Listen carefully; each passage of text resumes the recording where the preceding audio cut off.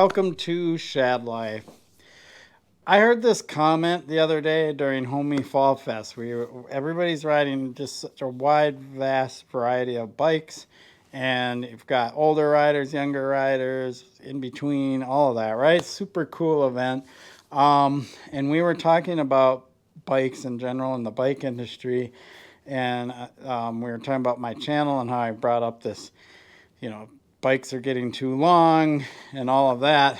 And somebody made a comment that kind of opened my eyes a little bit. And they said, the bike industry is trying to get a good review on Pinkbike.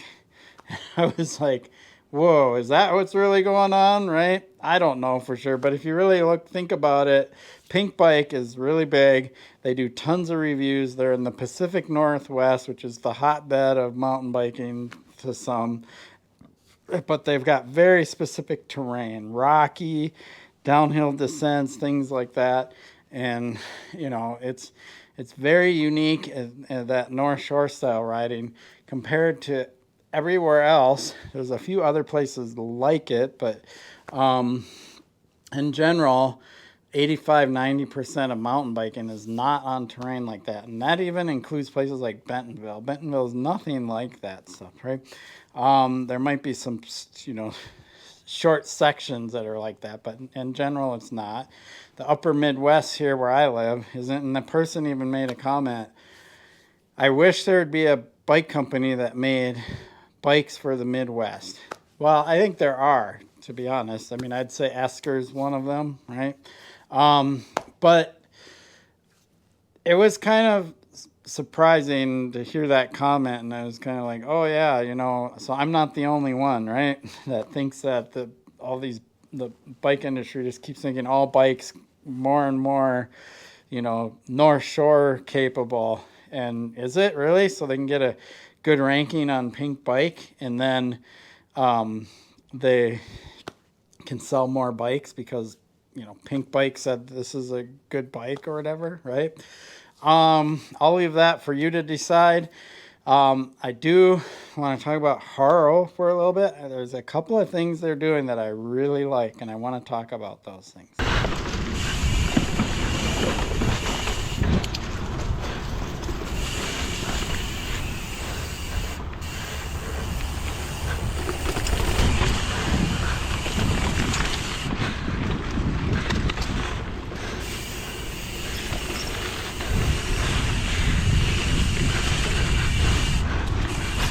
Squirrel.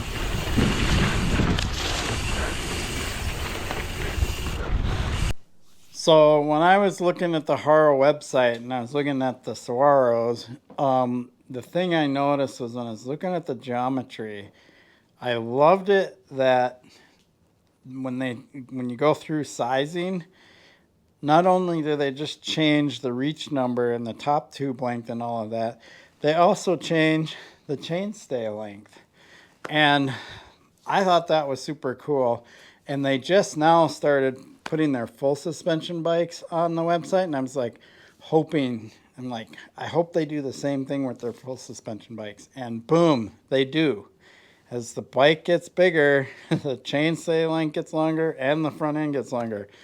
That makes a lot of sense because as you get taller, your center of gravity gets higher.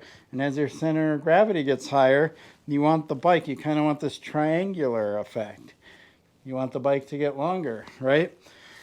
And so I really loved that. And when I saw this one, size small, with a 420 reach and a 418 chainstay, I was all over it. In a 27.5 rear wheel, 29 front, so MX build, I loved it. So I ordered it, and just as I thought, I absolutely love how this bike rides.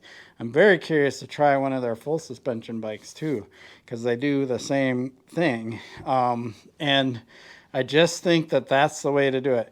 Haro isn't the only company to change the chainstay length with the front end. Some other companies do it too, but I'm super stoked that Haro does it. Most bike companies, though, what they do is they have a fixed chainstay length throughout all their sizes. So the only thing that changes is the front end length. And I don't think that's the appropriate way to do it. For somebody like me, when you start getting, 440, 445, it's what makes the front end way too much harder to pull up. I'm 5'7", 30-inch inseam, and what makes this bike super nice is how easy it is to pop up the front end. My Canyon has 437 rear end on it. It is full suspension, so it behaves a little differently because you have suspension working for you. And that feels like kind of spot on, like the most I would ever want to go. But I do believe the Canyon is that way through its whole size range. I'll have to double check that, but I think it does. And so they don't lengthen the chainstay as the size goes up. Which then, to me, for like taller riders, now, even though the front's gotten longer, the back end's too short, right? So I really like that Haro, they're kind of doing this, kicking off their mountain bike line new, kind of starting from scratch. And, they've been big into BMX forever. They've done mountain bikes before, but they've never really succeeded at it very well. But I feel like this time they're doing it right. So I'm hoping they succeed. And yeah, I'm interested to try one of their full suspension bikes. So yeah, that's pretty much it. This is not, the Pinkbike actually did not like the Haro Saro that much, which I'm absolutely fine with because this isn't a North Shore bike, right? So yeah, this bike absolutely shreds everywhere I ride. I love it. So there you have it. I appreciate your support from my channel. Please like and subscribe. Peace.